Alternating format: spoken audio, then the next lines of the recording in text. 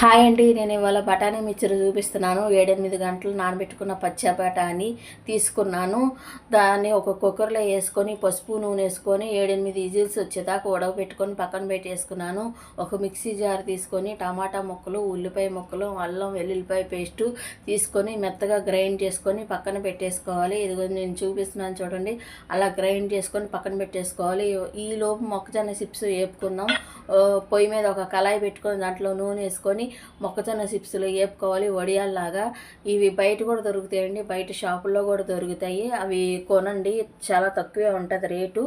ఉప్పు కారం వేసుకొని వేడిగా ఉన్నప్పుడు ఉప్పు కారం వేసుకొని బాగా కలుపుకోవాలి. అవి కూడా పక్కన పెట్టేసుకోవాలి. శనగగింజలు అండి, ఆ శనగగింజలు కూడా తీసుకొని అదే నూనెలో వేపుకొని దాంట్లో కూడా ఉప్పు కారం వేసుకొని మళ్ళీ అవి కూడా పక్కన పెట్టేసుకోవాలి. ఈ బఠానీ బయట దొరుకుతాయండి, అరకిలో 50 రూపాయలు మాత్రమే, చాలాసార్లు వస్తాయి. ఒక 4-5 సార్లు వాడుకోవచ్చు నలుగురు ఉంటే కనుక. ఇది బయట బఠానీ మిక్చర్ అయితే ఒక చిన్నది ఇస్తారండి 20 రూపాయలు. అందుకనే మనం ఇంట్లో ఈజీగా చేసుకుందాం. చూడండి, బఠానీ ఉడికిపోయినాయి. దాన్ని 2 సగాలు చేసుకొని పక్కన పెట్టేసుకొని ఒక గిన్నె తీసుకొని దాంట్లో నూనె వేసుకొని మనం మిక్సీ వేసుకునే మిశ్రమం అంతా దగ్గరకు అయిపోయేదాకా ఉడకబెట్టుకోవాలండి, బాగా మగ్గేలాగా. అంటే అల్లం వెల్లుల్లిపాయ పేస్ట్ అవన్నీ పచ్చిదే, టమాటా కూడా పచ్చిదే కదా మిక్సీ వేసుకున్నాము. ఇది కూడా చూడండి, 2 సగాలు చేసుకున్నాను బఠానీలు. ఒకటేమో మిక్సీ వేసుకోవడానికి, ఒకటి దీంట్లో వేసుకోవడానికి. దీంట్లో ఉప్పు కారం గరం మసాలా వేసుకొని మొత్తం కలుపుకొని ఆ పచ్చివాసన పోయేదాకా దగ్గర అయ్యేదాకా బాగా కలుపుకుంటూనే ఉండాలి.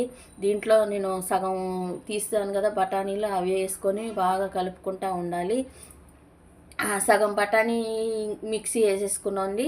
మిగతా ఇలాగ మెత్తగా బరగ్గా చేసుకోవాలి. మరీ మెత్తగా ఉండకూడదు, మరీ ఈ బరగ్గా ఉండకూడదు. పక్కన పెట్టేసుకొని ఇది మొత్తం కలుపుకున్నాం కదండి, పొయ్యి మీద మిశ్రమం అంతా మెత్తగా కలుపుకుంటూనే ఉండాలి బాగా. చూడండి, ఈ మిశ్రమం అంతా దీంట్లో వేసేసుకొని కొంచెం నీళ్ళు కూడా వేసుకోవాలి. ఆ నీళ్ళు దగ్గర పడేదాకా ఉడికించుకోవాలి. ఆ నీళ్ళు వేసుకొని కొత్తిమీర వేసుకున్నాను చూడండి, కొత్తిమీర కూడా వేసుకోవాలి. కొత్తిమీర వేసుకున్నాక చూడండి, లాస్ట్లో కొత్తిమీర ఇంకా అయిపోయిందండి బఠానీ మిక్చరు. గార్నిష్ కోసం చూడండి, టమాటా ముక్కలు, ఉల్లిపాయ ముక్కలు, నిమ్మరసం, కొత్తిమీర చూడండి అయిపోయింది. ఆ గిన్నెలో తీసుకుంటున్నాను. ఆ గిన్నెలో తీసుకున్నాక నిమ్మరసం చూడండి, ఫస్ట్ నిమ్మరసం వేసుకొని కలుపుకోవాలి. తర్వాత టమాటా ముక్కలు, ఉల్లిపాయ ముక్కలు, కొత్తిమీర, తర్వాత మొక్కజొన్న చిప్స్లు అన్నీ వేసుకొని తినేయడమేండి. చాలా రుచిగా ఉంటుంది. మీరు కూడా ట్రై చేయండి ఇంట్లో. బయట కొనేదానికంటే ఇది బెస్ట్ అండి. మనం చాలామంది తినొచ్చు. ఒక పావు కిలో చేసుకుంటే దాదాపు ఒక 6-7 తినొచ్చండి. పావు కిలో 25 రూపాయలే. నచ్చితే లైక్ చేయండి, షేర్ చేయండి, సబ్స్క్రైబ్ చేయండి.